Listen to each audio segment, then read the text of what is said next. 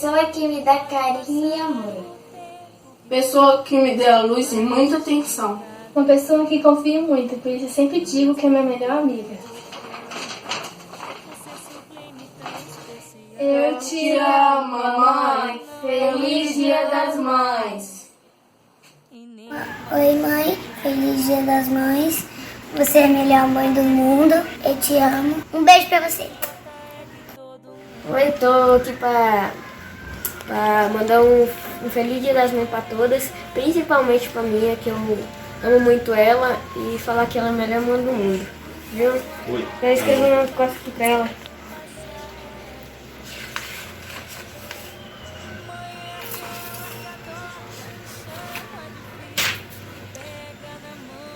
Então é isso, um beijo. Se deita no colo e ensina a amar.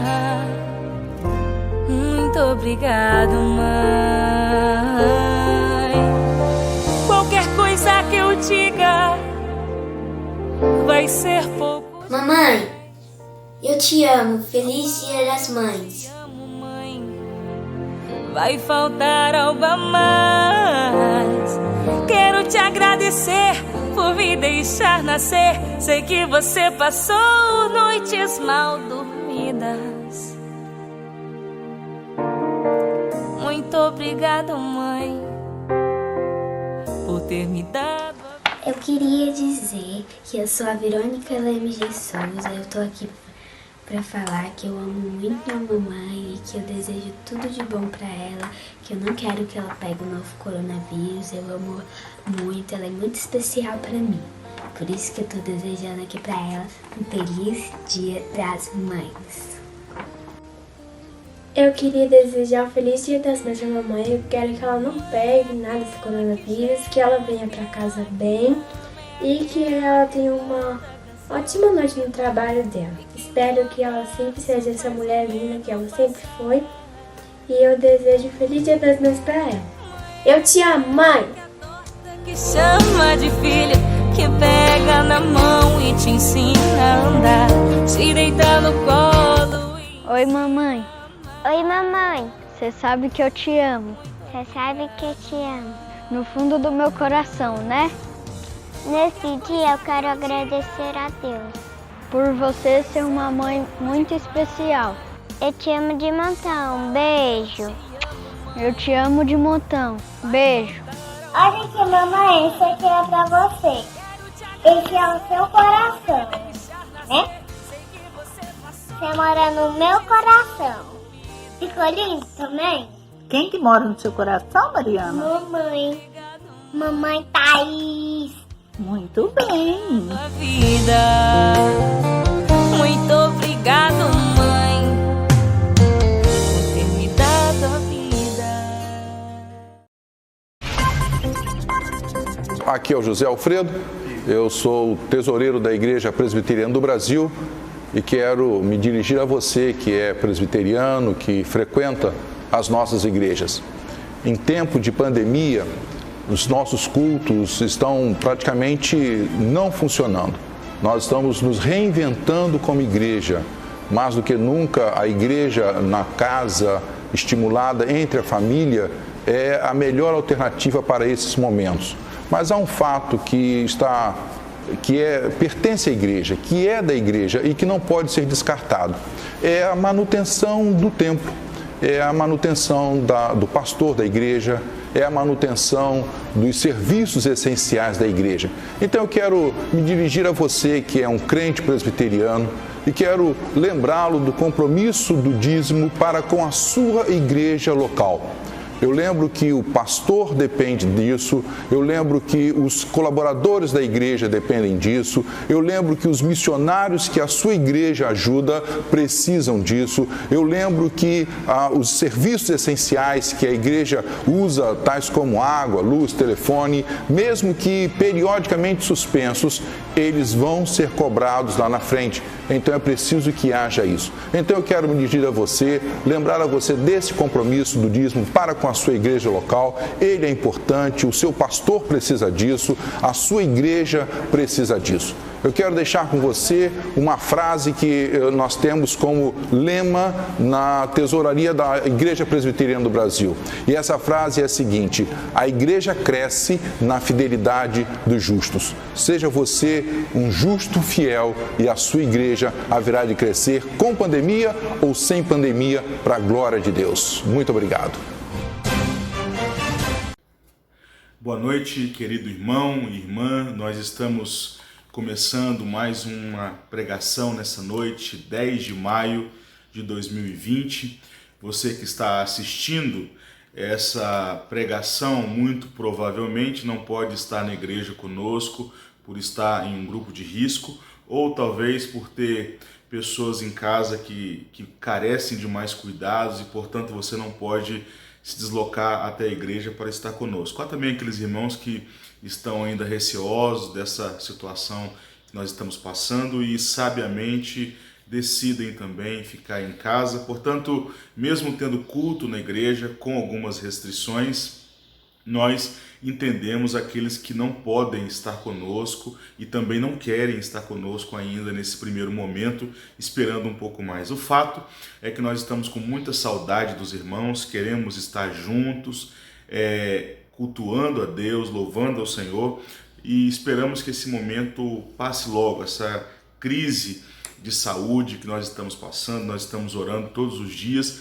para que isso termine o mais rápido possível. Sabemos da complexidade do momento e não queremos diminuir esse problema e essa dificuldade, mas queremos de fato que isso termine o mais rápido possível, para que a comunhão presencial da igreja possa ser restaurada, para que o comércio volte a trabalhar em sua capacidade máxima, para que os irmãos possam ter uma vida mais tranquila, sendo que todos estão muito afetados, né, por esse momento que nós estamos. Nós queremos também desejar um feliz Dia das Mães, né, para todas as nossas mães. Durante todo o dia de hoje, nos grupos da igreja, no Instagram, no Facebook, houve mensagens de felicitação a todas as mães por esse dia tão especial. E nós queremos também dizer isso para todas as mães, que Deus abençoe vocês. Um exemplo que me vem à mente quando eu lembro de mãe é Mônica, mãe de Agostinho, né? A Igreja Católica o chama de Santo Agostinho. Durante 30 anos ela orou pela conversão de Agostinho, até que ele de fato foi convertido pelo Senhor. E ele depois, no percurso da sua vida ministerial, ele se lembrou disso no seu livro Confissões, e em uma das suas orações ele lembra de sua mãe, agradecendo a Deus pela perseverança de Mônica em sempre cuidar dele em oração, em sempre pedir a Deus que o trouxesse daquelas trevas de onde ele vivia. Que todas as mães possam ser como Mônica, continuar orando, intercedendo pelos filhos, que todas as mães possam entender que elas são guerreiras, heroínas de fato, né, no dia a dia, e que Deus abençoe todas vocês. Sem mais demora, vamos para a palavra do Senhor, para a exposição do texto bíblico dessa noite, Filipenses capítulo 4, versículo 10 ao versículo 13. Filipenses capítulo 4, versículo 10 ao versículo de número 13, diz assim a palavra do Senhor: Alegrei-me sobremaneira no Senhor, porque agora, uma vez mais, renovastes a meu favor o vosso cuidado, o qual também já tinhais antes, mas vos faltava oportunidade. Digo isto não por causa da pobreza, porque aprendi a viver contente em toda e qualquer situação. Tanto sei estar humilhado, como também ser honrado. De tudo e em todas as circunstâncias já tenho experiência, tanto de fartura como de fome, assim de abundância como de escassez. Tudo posso naquele que me fortalece. No mundo dos negócios, as pessoas estão sempre querendo saber o segredo do sucesso. Como o nosso jargão popular diz, qual é o pulo do gato? Em uma entrevista na rádio CBN em 2016, o empresário, e agora consultor empresarial Max Geringer estava em uma empresa e alguém chegou para ele e perguntou: qual é o pulo do gato? Qual é o segredo do seu sucesso? E ele diz que ficou surpreso com aquela pergunta e a resposta dele foi muito simples. Olha, o segredo do meu sucesso é que eu trabalho das 7 da manhã às 20 horas da noite. E aí a pessoa ficou um pouco decepcionada porque esperava algo mais, esperava um conselho diferente, inédito. Em 2006, há uma escritora chamada Rhonda Byrne que ela escreveu um livro que fez muito sucesso. O nome do livro era O Segredo. A ideia do livro era contar para as pessoas uma maneira totalmente diferente de alcançar o sucesso na vida. Esse livro se tornou um best-seller, né? Por quê? Porque as pessoas sempre estão em busca de conhecer o grande segredo que vai mudar as suas vidas. Isso acontece também com o movimento de coach hoje em dia, né? Ou seja, grandes empresários, grandes homens que vão dar palestras para ensinar as pessoas a vencer na vida, a superar os obstáculos e as adversidades. Quando nós olhamos para o campo religioso, acontece a mesma coisa. Todos nós olhamos para homens como Spurgeon, Martin Lloyd Jones, John Piper, Augusto Nicodemos, Hernandes Dias Lopes e sempre nos perguntamos, qual é o segredo? Como é que eles conseguiram chegar nesse nível de excelência na transmissão da palavra? O que eles têm que eu não tenho? O que eu preciso ter para alcançar esse sucesso? Isso pode acontecer na sua área em específica, eu não sei qual é a sua área. Talvez você seja alguém da área do direito e você olha e vê alguém que é muito bem sucedido nessa área e fala, como é que eu posso ser como essa pessoa? Talvez você olha em outra área, na área da arquitetura, ou na área do ensino, né, da pedagogia, e em várias áreas. Talvez na sua área de trabalho, por exemplo, como um empresário, você olha para um outro empresário e fala, poxa, essa pessoa no meu ramo conseguiu vencer. Qual que é o segredo dessa pessoa? E nós estamos sempre atrás de buscar essa informação. Qual é o segredo? O tema dessa mensagem é o grande segredo. Nós vamos olhar agora para o texto que o apóstolo Paulo disse aos irmãos da igreja de Filipos, que ele escreveu aos irmãos da igreja de Filipos, e vamos tentar entender o grande segredo do apóstolo Paulo. O apóstolo Paulo vai nos dar então a fonte do pulo do gato. Como podemos viver felizes e contentes nesta vida? Como podemos passar por essas dificuldades que nós estamos aqui, encontrando um grande segredo? Vamos olhar para o que o apóstolo Paulo nos ensina, qual que de fato são as orientações desse grande homem de Deus. Vamos olhar. Talvez ele vai nos decepcionar se nós quisermos uma resposta muito rebuscada, porque o conselho que o apóstolo Paulo vai nos dar é um conselho que nós já sabemos. Ele vai apenas nos relembrar daquilo de fato que é o segredo para uma vida feliz, para uma vida contente. Vamos olhar. Primeira coisa é que ele vai nos ensinar que o segredo do seu ministério e da sua vida consistia no fato de que a fonte da alegria dele era Jesus Cristo. Se você olhar comigo o versículo de número 10, você vai perceber que ele diz, alegrei-me sobremaneira. Em outras palavras, eu me alegrei muito.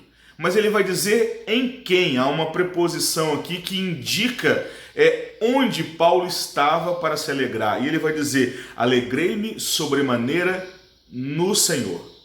É no Senhor.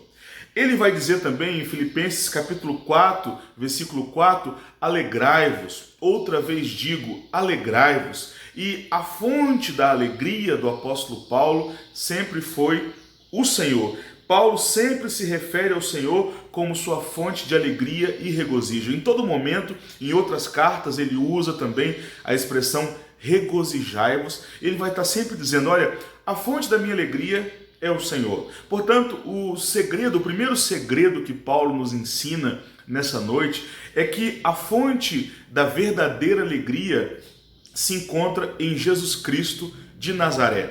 Portanto, quando nós olhamos para a nossa vida, para as coisas que nos cercam, nós precisamos entender que, de fato, essas coisas podem nos trazer alegrias temporárias, podem nos fazer felizes durante 1, 2 horas, ou dias, ou meses, mas elas não possuem em si mesmo condições de trazer uma alegria permanente ao nosso coração.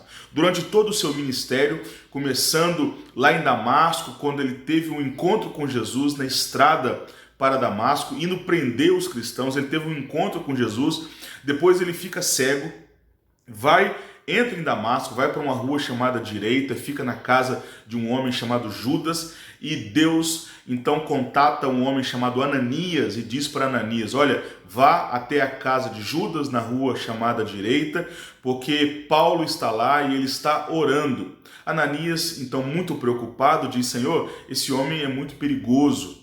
Todos nós aqui sabemos da fama dele, sabemos que ele é um homem que procura matar os cristãos, fez muito mal aos santos que estão em Jerusalém. E Ananias demonstra então uma preocupação muito grande em ir ao encontro de Paulo, mas Jesus fala uma coisa muito importante para Ananias: vai, porque ele é um instrumento escolhido para levar o meu nome perante os gentios, perante os reis e perante toda a casa de Israel, e eu lhe mostrarei o quanto importa sofrer pelo meu nome. Ananias vai ao encontro dele, ora por ele, impõe as mãos, Paulo tem a sua visão recuperada, é cheio do Espírito Santo e começa a pregar o Evangelho. E Paulo vai percebendo que tudo aquilo que ele tinha antes não é mais importante. A alegria de Paulo, o contentamento de Paulo está sempre em fazer a vontade do Senhor. Lá no Antigo Testamento, na Torá, principalmente no livro de Deuteronômio, é dito que a alegria do povo estaria sempre atrelada à obediência, estaria sempre atrelada ao reconhecimento da soberania de Deus, do controle de Deus sobre a vida deles. Portanto, assim como o povo de Israel encontrava a alegria sempre na obediência, no caminho da obediência, no relacionamento com Deus, Paulo fazia a mesma coisa. A fonte da alegria de Paulo estava sempre em fazer a vontade de Deus. Da mesma coisa acontece com Jesus. Jesus disse: olha, eu estou aqui para cumprir a vontade do meu Pai. É nisso que eu tenho satisfação. É nisso que eu fico feliz. Isaías capítulo 53 diz que Jesus veria o fruto do seu penoso trabalho e ficaria satisfeito. Ou seja, o propósito de Jesus Cristo havia sido cumprido com a sua morte na cruz do Calvário, e isso trouxe alegria e contentamento. Portanto, a alegria que o apóstolo Paulo se refere aqui é a alegria sempre de estar atrelado à obediência, a fazer a vontade de Deus. E Paulo deixa muito claro isso. Portanto, a fonte da alegria do apóstolo Paulo é o Senhor Jesus. Que isso fique claro para nós. Segundo ponto, a fonte do contentamento de Paulo também é o Senhor Jesus. Ele diz isso em toda e qualquer situação. Olha, ele vai dizer assim: olha, digo isso não por causa da pobreza, porque aprendi a viver contente em toda e qualquer situação. Ele diz: eu aprendi a viver contente em toda e qualquer situação. Portanto, quando ele falava de contentamento, ele estava sempre se referindo a Jesus. Porque isso está de fato ligado ao primeiro ponto da alegria. Porque hoje nós vivemos em tempos onde o contentamento está fora de moda, como nós temos aprendido agora nos últimos dias nos nossos devocionais na Escola Bíblica Dominical. Contentamento está fora de moda. Vivemos em um mundo onde a ambição é colocada como a grande virtude. Guardadas as devidas proporções, sabemos que não é errado querer melhorar. Sabemos que não é errado você, por exemplo, querer ter uma casa melhor, um carro melhor, buscar uma vida com luxo, com conforto. Isso não é errado. É dito também que aqueles que almejam o episcopado, ou seja, o ministério pastoral, aqueles que querem servir ao Senhor como pastores, excelentes coisas almejam, ou seja, há uma certa ambição aí em querer ser um pastor. Isso é natural, faz parte da nossa vida, da vocação da pessoa, querer sempre melhorar. Isso não é o problema. Isso é o problema quando se torna um único alvo de nossas vidas. Isso se torna um problema quando você só vive em torno disso. Você para de olhar para as bênçãos do presente. Você para de olhar para aquilo que Deus já tem te dado. Isso é contentamento. Contentamento é você conseguir, nesse exato momento, dar graças a Deus por tudo que Ele te deu e falar assim: olha, eu poderia viver com tudo que eu tenho agora até o final dos meus dias, eu estou feliz com aquilo que Deus tem me dado. Obviamente, isso é limitado porque Deus vai nos dar mais coisas ao longo de nossa vida. Mas o contentamento aqui é a ideia de que, olha, tudo aquilo que está comigo é aquilo que é providenciado pelo Senhor, portanto eu sou grato. É como está no Salmo 23, o Senhor é o meu pastor e de nada eu terei falta. Esse sentimento de que está faltando alguma coisa, de que que a nossa vida está com algumas lacunas, esse sentimento precisa ser preenchido pelo contentamento. Por quê? Porque de fato, se o Senhor é o seu pastor, não te falta nada. Nada te falta. Se você está com um sentimento de que está faltando alguma coisa, nessa noite você precisa pedir para o Espírito Santo preencher esse vazio aí com contentamento. Você precisa ficar contente. Você precisa descansar no Senhor. Está faltando a você um maior nível de intimidade com Deus, a ponto de você entender que se você não tem, é porque de fato você não precisa. Porque se você precisasse, Deus teria te dado. E também, talvez você não tenha, porque o Senhor está te disciplinando. E se você está sendo disciplinado pelo Senhor, considere isso também motivo de alegria, porque o Pai disciplina os filhos que ama. Portanto, preencha o seu coração nessa noite com contentamento. Nós estamos vivendo tempos difíceis, nós estamos vivendo tempos de muita escassez, mas mesmo assim, quando você está na sua casa, ao redor da sua mesa com seus filhos, dê graças ao Senhor por aquilo que Ele te deu. Olhe agora para a sua esposa do seu lado, para a sua namorada ou para os seus pais, seus avós. Olhe agora para a casa, o teto que está sobre a sua cabeça, para a roupa que você está vestindo e seja grato ao Senhor.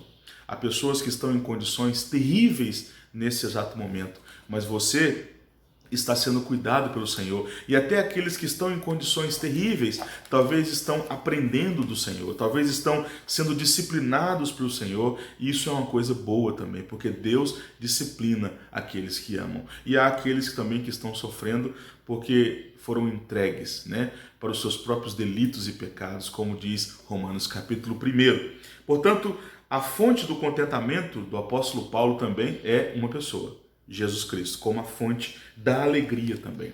Um outro ponto, e terceiro ponto, é que a fonte de toda orientação de Paulo, da onde Paulo extraía a orientação, de onde Paulo extraía o ensino, os princípios para viver uma vida melhor, é o Senhor.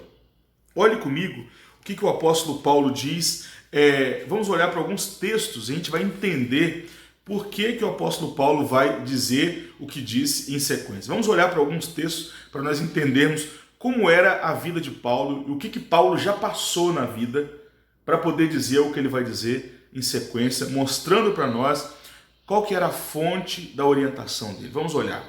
Atos capítulo 14, versículo 19, o apóstolo Paulo diz assim: Sobrevieram, porém, judeus de Antioquia e Icônio, e instigando as multidões e apedrejando a Paulo, arrastaram-no para fora da cidade, dando como morto. Esse é um relato de Lucas, em Atos capítulo 14, versículo 19. Agora vamos olhar para um relato do próprio Paulo, sobre a sua vida, sobre como ele viveu, como ele passou o seu ministério. 2 Coríntios capítulo 4, versículo 11, diz assim: Porque nós, que vivemos, somos sempre entregues à morte por causa de Jesus, para que também a vida de Jesus se manifeste em nossa carne mortal. Ele está dizendo, porque nós, está se referindo a ele e a toda a equipe pastoral que andava com ele. Tinha Barnabé, depois teve Silas, Timóteo, Marcos, Tito, Epafrodito, Tíquico, grandes homens. E ele vai dizer, nós somos entregues à morte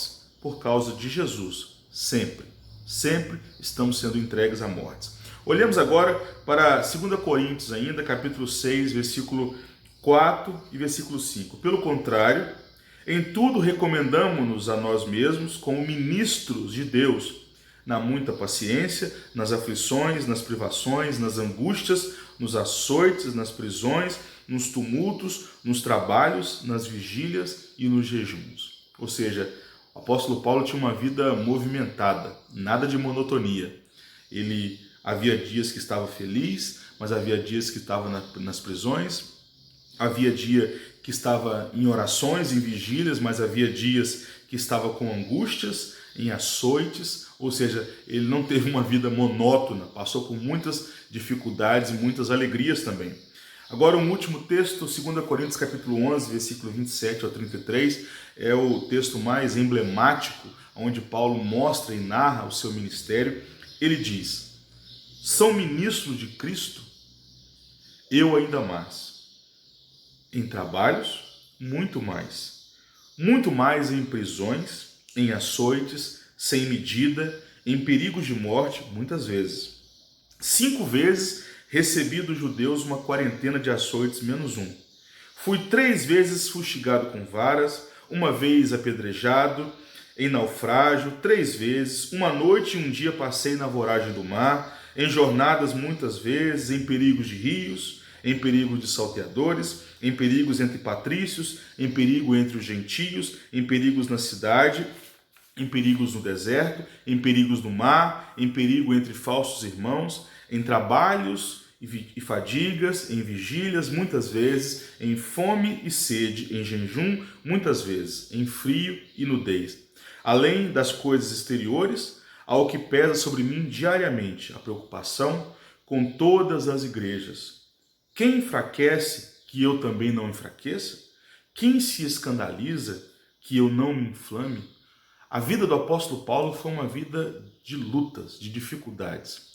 Isso está coordenado com a palavra de Jesus em Atos capítulo 9, versículo 15, onde Jesus fala: vai, ore por Paulo, porque ele é um vaso escolhido para mim, para levar a minha palavra até os gentios. E o versículo 16 vai: e eu lhe mostrarei o quanto importa sofrer pelo meu nome. E aqui, no texto que nós estamos lendo de Filipenses, esse grande homem de Deus está nos ensinando o segredo da alegria e do contentamento. E aqui, nesse terceiro ponto, ele vai nos ensinar o segredo da sua orientação, de onde ele buscava a orientação, com quem que ele aprendia. E nós aprendemos aqui, através desses textos que nós lemos, que ele não teve uma vida fácil. A pergunta é: o que Paulo aprendeu com isso? O que Paulo tirou de tudo isso? Vamos olhar.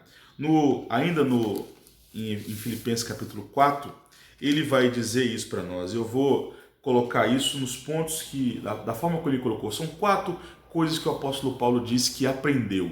Ele diz sei. A expressão sei também pode ser traduzida por aprendi. Ele vai dizer: aprendi a estar humilhado. Aprendi a estar humilhado. Eu aprendi. Aprendi a ser honrado. Há momentos onde ele foi honrado. Aprendi a ter fartura e abundância. Aprendi a ter fome e escassez. Ele diz: olha, eu aprendi isso tudo no meu ministério. Eu aprendi que há momentos onde nós somos humilhados, mas isso não deve nos marcar, porque por mais que nós somos humilhados, houve alguém que está acima de nós, que foi muito mais humilhado do que nós, e para nós é uma alegria sofrer por ele. Em outras palavras, é isso que o apóstolo Paulo vai sempre dizer no seu ministério. Olha, eu fico muito feliz quando eu sofro pela causa do evangelho, porque eu sei que eu estou sofrendo como Cristo, e então eu sou grato a Deus. O apóstolo Pedro vai dizer isso: meus irmãos, considerai digno de regozijo quando vocês padecerem tribulações, passarem por dificuldades pelo nome de Jesus Cristo, pela causa de Jesus Cristo. E saiba também que quando você é humilhado, as pessoas de fato não podem fazer mais do que o pecado já fez na sua vida. Ninguém pode te humilhar mais do que o pecado já fez na sua vida. Portanto, não leve isso muito a sério. Um outro ponto é: eu sei estar honrado. quando o apóstolo Paulo era honrado, ele falava: a glória seja dada a Deus.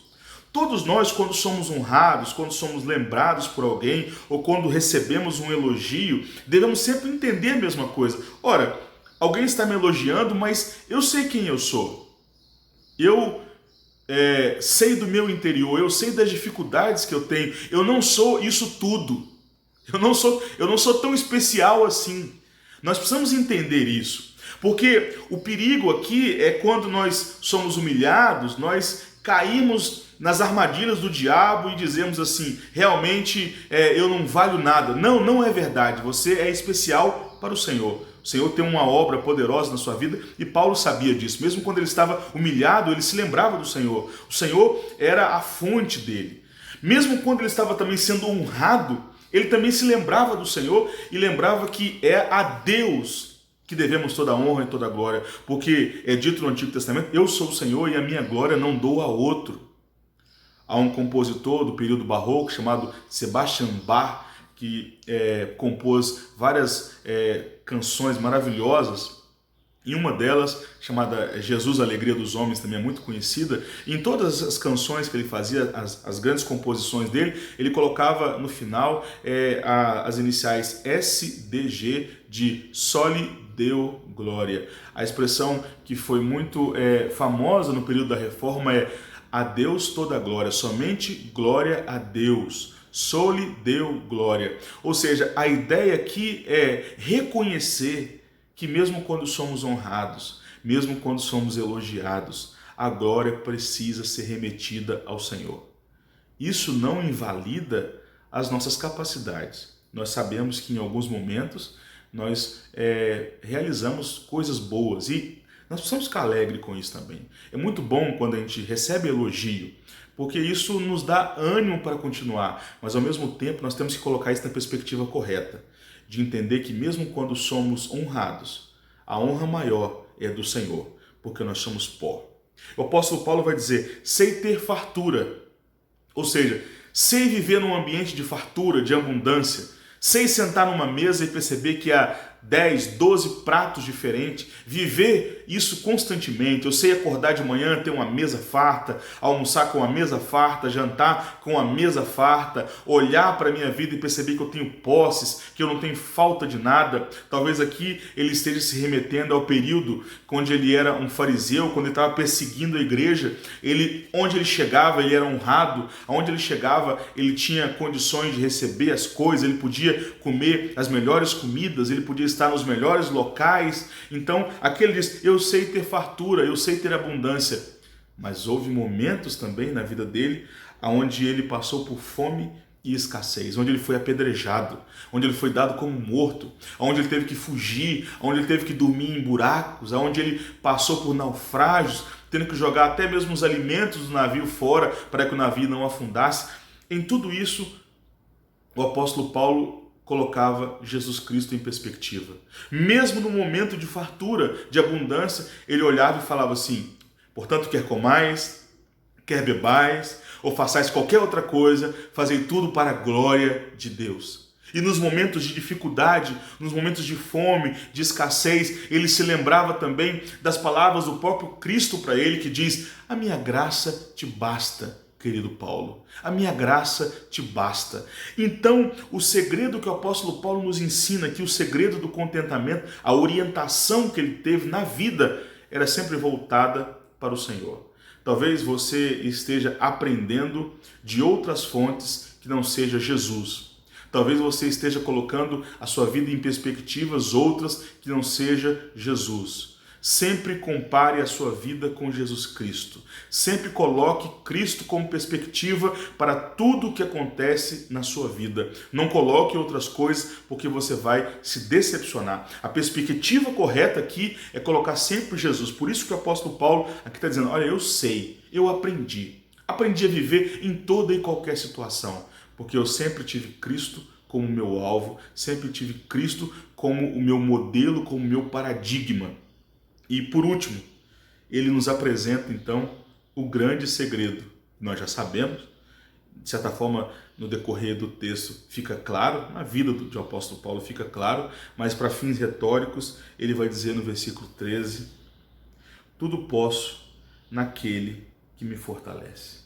Um grande resumo de tudo que ele está falando. A construção gramatical aqui dessa frase também pode ser traduzida como tudo posso naquele que me infunde força, naquele que coloca força em mim. Tudo posso naquele que coloca força em mim. Quando ele diz tudo posso, ele está se referindo ao texto anterior. Ou seja, eu posso passar fome, eu posso passar abundância, eu posso ser honrado, eu posso ser humilhado, mas contudo eu estou firme naquele que me infunde força. No nosso mundo, há muitas pessoas que usam o versículo 13 de forma errada, dizendo assim: posso todas as coisas naquele que me fortalece, como se isso aqui fosse um grande cheque em branco para você ir para o mundo e dizer: eu vou vencer, eu vou alcançar as coisas, agora ninguém me segura porque tem alguém que me fortalece. Não, não é isso. Você precisa ler o contexto. E o contexto, o apóstolo Paulo está dizendo: olha, eu aprendi a passar por todas essas coisas, momentos bons e momentos ruins. Eu posso todas as coisas. Eu posso passar por todas as coisas, porque há alguém que infunde força em mim, alguém que me fortalece, alguém que segura nas minhas mãos. E mesmo que eu ande por cima das montanhas, ou mesmo que eu ande nos vales, mesmo que eu esteja em um mar calmo, mesmo que eu esteja debaixo de tempestade, Cristo está no barco comigo e Ele está segurando a minha mão e é Ele que me infunde força. No final da sua vida, lá quase próximo da sua morte, quando ele escreve para Timóteo, ele fala: olha, na minha última audiência não tinha ninguém comigo, carnal, não tinha ninguém comigo, mas ele vai dizer: porém, o Senhor me assistiu. Em outras palavras, o Senhor estava comigo. Queridos irmãos, o apóstolo Paulo sempre amou as pessoas, se importou com as pessoas, mas havia algo na vida dele que estava acima de tudo e de todos. Era a pessoa de Jesus Cristo. Se você quer passar por esse momento terrível que nós estamos vivendo, se você de fato quer vencer essas dificuldades, o segredo, o grande pulo do gato, é você entender que a sua vida precisa estar firmada em Jesus Cristo. Ele é o paradigma, ele é o alvo, ele é o padrão para a sua vida.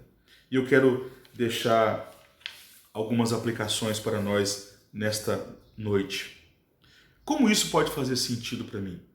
Como isso pode ser verdade na minha vida? Primeira coisa, não permita uma área sequer de sua vida fora do controle e senhorio de Jesus Cristo. Não permita. Nenhum quarto fechado, nenhum canto escuro. Estou me referindo aqui a uma história de um escritor que diz que certa vez ele recebeu, isso é uma história metafórica, simbólica, ele recebeu a visita de Jesus na grande casa que é a sua vida. E aí ele foi mostrando os cômodos, aqui está a sala, aqui estão os quartos, e foi abrindo as portas para Jesus e dizendo: entre, faça morada. Você está num local especial que é a minha vida, eu quero que o Senhor transforme tudo, pode mudar a decoração, pode mudar os móveis de lugar.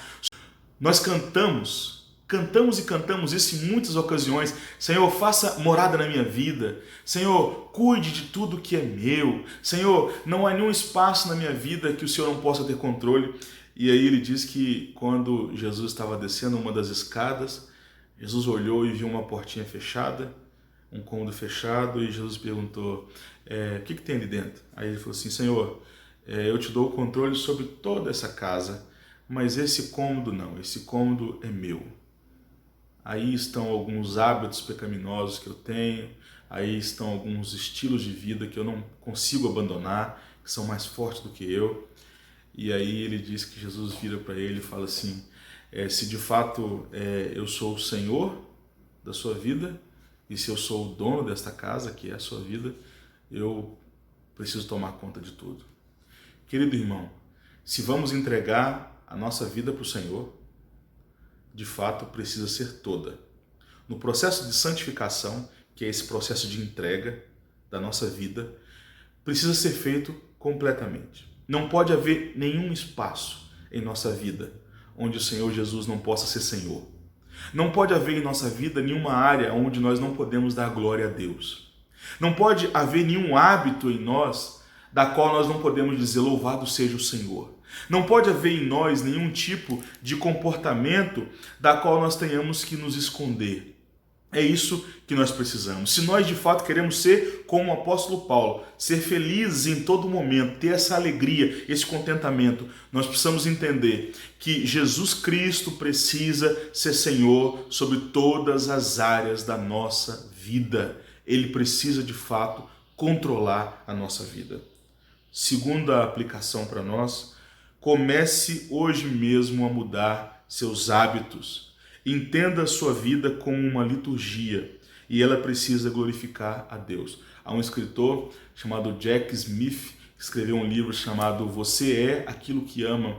Ele diz que a nossa vida é como uma liturgia. Nós fazemos as coisas sempre do mesmo jeito. Nós temos hábitos que repetimos eles constantemente, assim como nós fazemos com a liturgia. Tem o prelúdio, a invocação, a confissão, o louvor, o ofertório, a palavra, depois a bênção. A nossa vida também tem essa liturgia diária e nós fazemos as coisas sempre do mesmo jeito. Você precisa olhar para a sua vida e entender que os seus hábitos, a forma como você lida com as coisas, precisa glorificar a Deus. Há hábitos que te afastam de Deus. Por exemplo, muitas pessoas saem do culto, chegam em casa, se afundam no sofá e vão passar o restante da noite até adormecer assistindo televisão e depois vão para a cama, não conseguem nem mesmo ajoelhar ao pé da cama, dar graças a Deus pelo dia e se deitar. Quando levantam, abrem os olhos, já põem a mão no criado mudo, pega o celular, já começa a mexer no celular, não consegue orar, não consegue se render ao Senhor, não consegue ter um momento de leitura das Escrituras, não consegue gerar esses hábitos, mas gasta 4, 3, 5 horas ou talvez o dia todo assistindo filmes, assistindo seriados ou fazendo qualquer outra coisa. E depois você se pergunta, eu não consigo encontrar alegria em Deus. Eu não consigo encontrar refúgio em Deus. Ora, você não vive com Ele. Você não entregou a sua vida para Ele. Você na prática vive como se Ele não fizesse parte da sua vida, meu irmão. Isso precisa mudar. Você precisa entregar a sua vida completamente ao Senhor. Você precisa mudar os seus hábitos. A oração precisa fazer parte da sua vida. A leitura bíblica, as conversas edificantes, o abandono da procrastinação dessas coisas, ser frequentes ao culto, ser frequente às reuniões, estar sempre próximo de coisas que vão trazer edificação para a sua vida. Senão, você vai estar sempre dizendo, eu estou infeliz, eu quero achar o pulo do gato, como aquele homem que indagou o Max Gehrig, falando assim, olha, me dá um segredo. E o segredo era muito simples, olha, trabalhe. Seja prudente, seja inteligente. Ora, o segredo para nós é algo que todos nós já sabemos. Querido irmão, entregue toda a sua vida para o Senhor. Comece agora. Desligando esse vídeo, pensando no que você vai comer, ou talvez você já se alimentou, antes de dormir, ajoelhe-se, ore, fale com Deus, faça com que a presença de Cristo Jesus seja algo real no seu dia a dia, nos seus hábitos. Assim você vai encontrar o verdadeiro segredo da alegria e do contentamento. Deus abençoe você, Deus abençoe a sua família. Tenha uma excelente semana na presença do Senhor. Amém.